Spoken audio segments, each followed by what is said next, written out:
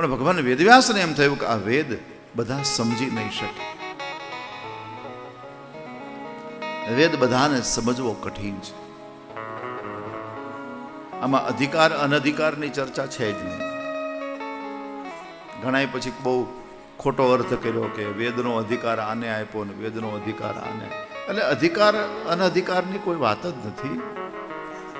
વેદને સમજવાની ક્ષમતા.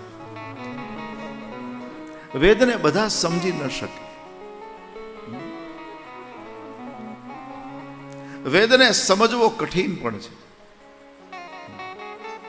બોલવો સહેલો છે. વેદને બોલી શકાય, બહુ સરળતાથી બોલી શકાય. એકાદ વેદ મંત્ર સંભળાવ ને છે માં એક.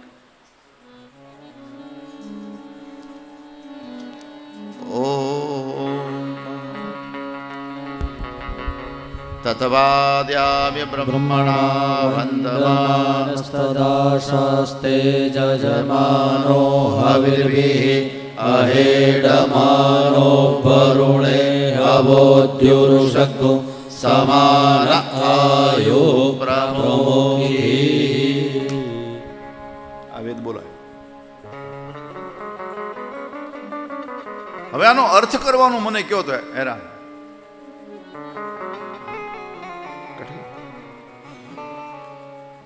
વેદ બોલવામાં સરળ છે અને અર્થમાં સમજવામાં કઠિન છે.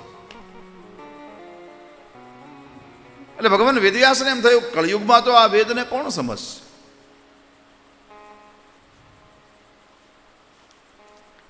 એટલે ચાલે જરા થોડુંક સરળ કરી નાખો.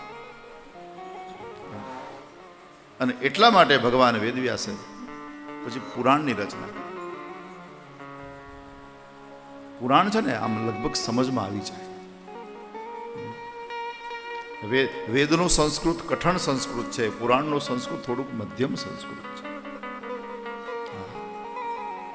તમે આમ આમ થોડું ઘણું સંસ્કૃત આમ થોડું ઘણું કોઈ માણસે કર્યું હોય ને તો એ પુરાણનો મંત્ર છે, આમાં એને અંદાજ આવી જાય કે આ કહેવા માંગે છે. પુરાણમાં આ એક વસ્તુ છે.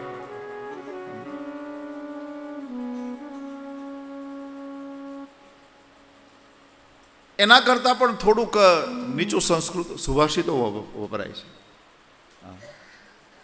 સુભાષિતોનું સંસ્કૃત છે એ લગભગ બધાને લગભગ ખ્યાલ આવી જાય.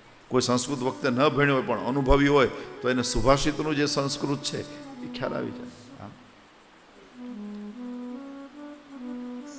અને ભગવાન વેદવ્યાસે આ નિર્ણય કર્યો કે પુરાણની રચના. હવે વેદના બધા જે અર્થો હતા એને કથા દ્વારા ઉતાર્યા પુરાણ.